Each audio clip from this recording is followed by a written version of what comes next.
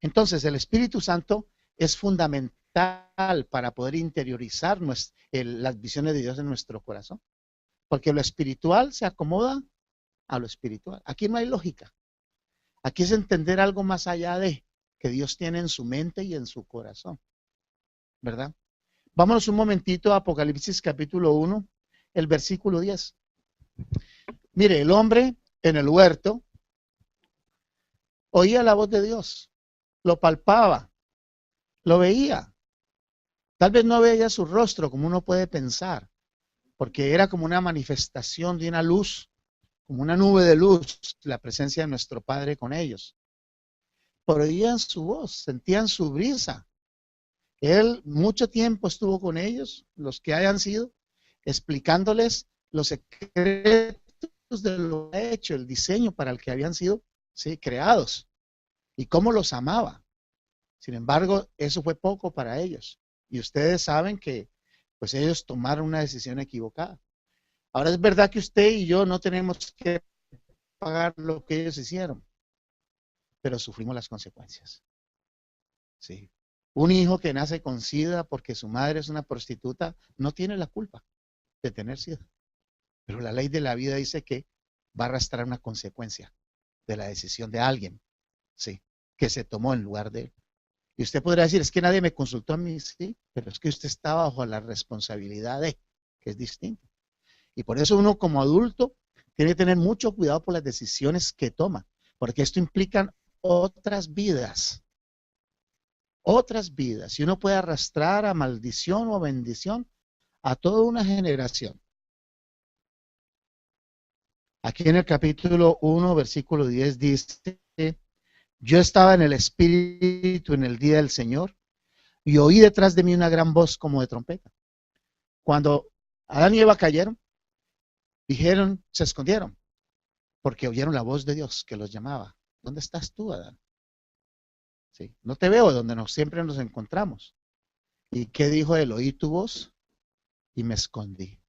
Y el hombre perdió la capacidad de oír a Dios. Y todavía el hombre siente temor de oír la voz de Dios. El Señor se lleva a su pueblo a un monte y empieza a hablarles desde la cima de la montaña, pero su voz es como un trueno, como un relámpago, como un trueno, como un ruido, que se oye así. Cuando Jesús iba a salir, se oyó la misma voz y todo el mundo oyó el ruido, pero nadie entendió qué dijo. Cuando Pablo cae al suelo, todos los que estaban con él oyeron la voz, pero no pudieron entender. Cuando el Señor le preguntó a Pablo, Pablo, ¿por qué me persigues? ¿Recuerdan? Pablo sí lo entendió. La capacidad de oír a Dios, Dios nos la devuelve, pero tenemos que estar en el Espíritu. ¿Qué dice? Por eso dice, yo estaba en el Espíritu en el día del Señor y oí detrás de mí una gran voz como de trompeta. Él nos devuelve esa capacidad original. Y por eso con Dios. Ahora, no necesariamente estoy diciendo que la vida cristiana es en base a trompetazos de Dios cada 5 minutos, porque el Espíritu Santo habita en nuestros corazones y Él nos recuerda las palabras que Jesús nos dice en el devocional. Y usted va por ahí caminando cuando de repente le sale a usted un versículo como un corcho afuera del agua, ¿sí? Y usted dice, esto era lo que me faltaba comprender en esa situación que usted lo vive. Y se hace esa palabra para usted, carne viva. ¿Comprende? Carne viva. Mire, yo estaba evangelizando un ministro consejero. Yo me hice cristiano muy joven y entonces un compañero, ¿sí? Me llevó a evangelizar un amigo de él. No sé cuántos amigos eran ellos. Pero nos sentábamos, él nos invitó a comer en el único Burger King que existía en todo Colombia. No, en un Wimpy, creo que se llamaba Wimpy, venía esto de Inglaterra. Sí. Y bueno, era la primera vez que yo me comía una hamburguesa, pero estoy hablando de épocas de bárbaras naciones, ¿no? Sí, antes de la mutación de elefante en mariposa. Estamos hablando del año 72, imagínese usted, hace 43 años. Cuando empecé a hablarle las 4 llaves a este hombre se puso como un demonio, pero descontrolado. Me decía, ¿usted cómo se atreve a decirme estas cosas a mí? Usted no sabe quién soy yo. Y me dijo, yo estudié en Salamanca, San Agustín, y lo estudié en latín, y bla, bla, bla, y bla, bla, bla. Y entonces yo le decía, sí, es verdad, usted pudo haber hecho todo eso. Pero vuelvo y le pregunto, ¿cuándo usted recibió a Cristo? Y más bravo se ponía, ¿no? Que cómo yo me atrevía a decirle que no era cristiano. No, yo no te estoy diciendo que no eres cristiano, pero si tú no me dices cuándo lo recibiste, tengo que concluir que no eres cristiano, porque por ser religioso, tal, tal. Bueno, total que eso quedó muy mal. Eso quedó un reguero en esa hamburguesa. Mi pobre amigo salió todo frustrado, seguro que diría, este no lo voy a traer a ningún lado. ¿Sí? Y bueno, yo me fui a orar por el tipo. Y recuerdo un versículo que el Señor me enseñó, no te impacientes a causa, ¿sí? ¿De la qué? De la prosperidad de los impíos. No te impacientes. Y entonces yo me aquieté.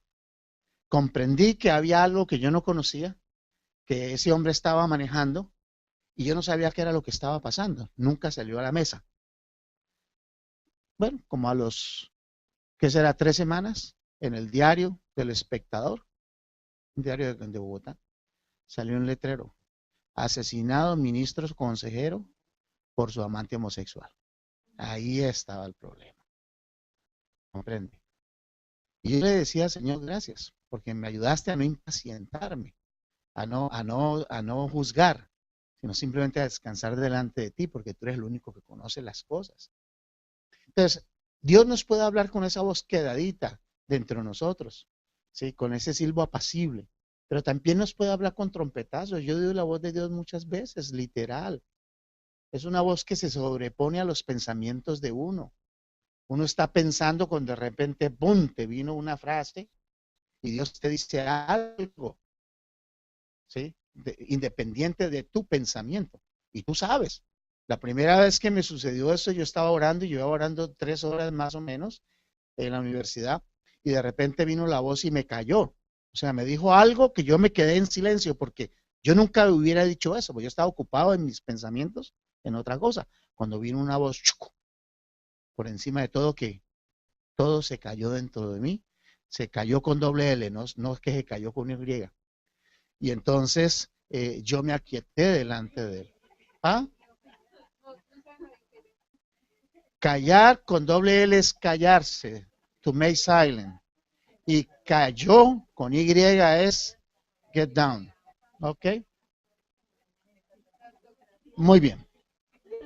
Vamos un momentito a Ezequiel y con eso ya termino. Ezequiel capítulo 1.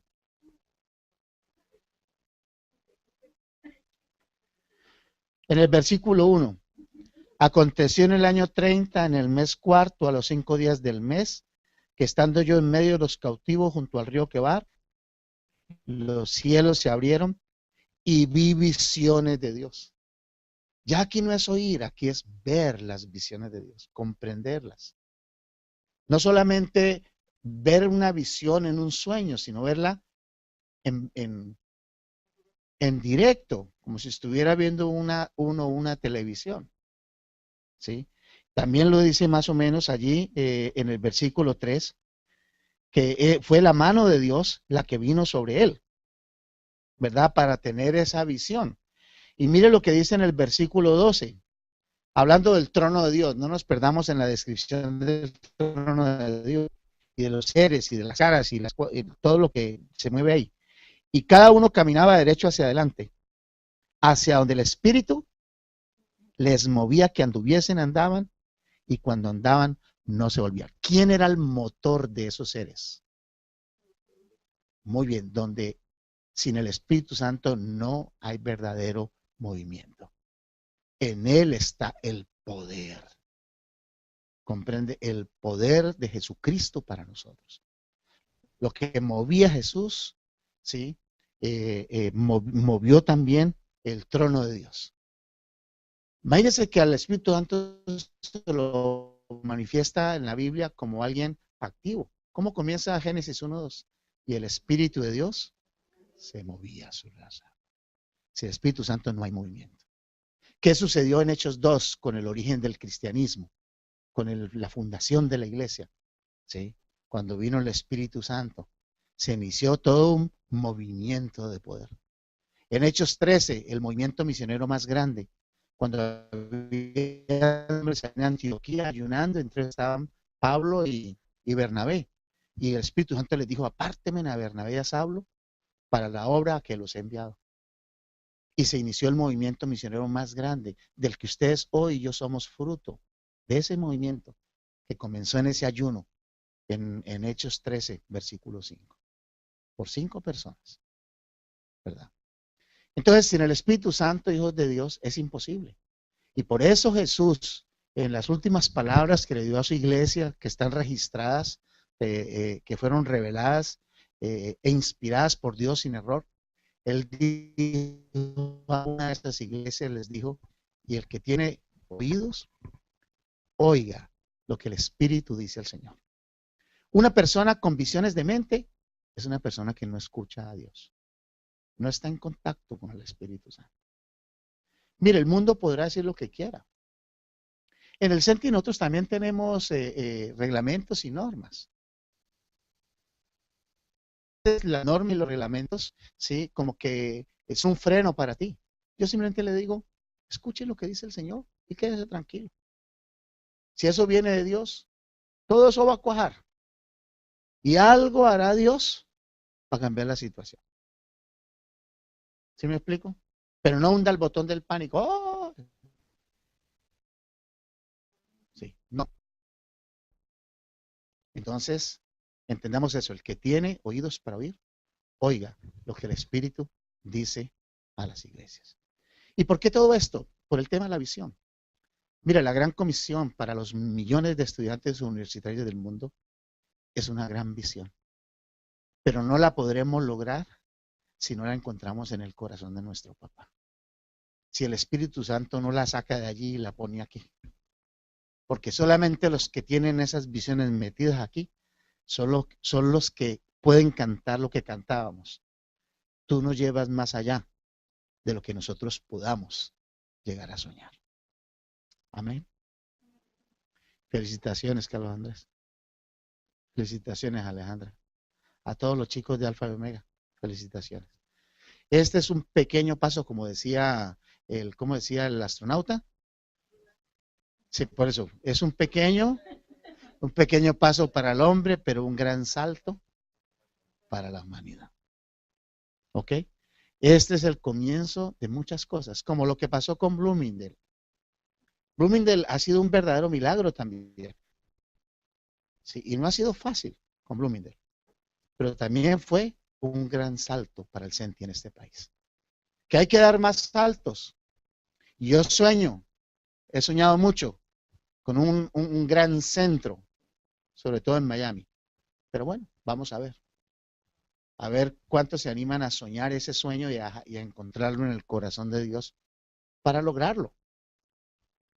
Yo recuerdo que con Orlando Jesús fuimos a ver una iglesia, ¿te acuerdas? Oh, eso se me chorreaban las babas a mí. 9 millones de dólares les costaba. El mortgage eran, creo que $75,000 mensuales nos quedaba. Y el CENTI de Miami, para todos recogían $23,000. No, pues imagínense, estábamos en déficit 2 tercios. Y eso sin contar las asignaciones, el agua, la luz, el teléfono. Pero eso tenía de todo, salones, teatro, ¿no? ¿Te acuerdas?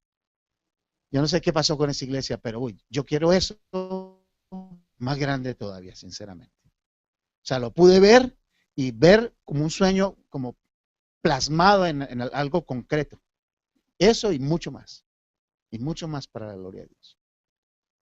Amén.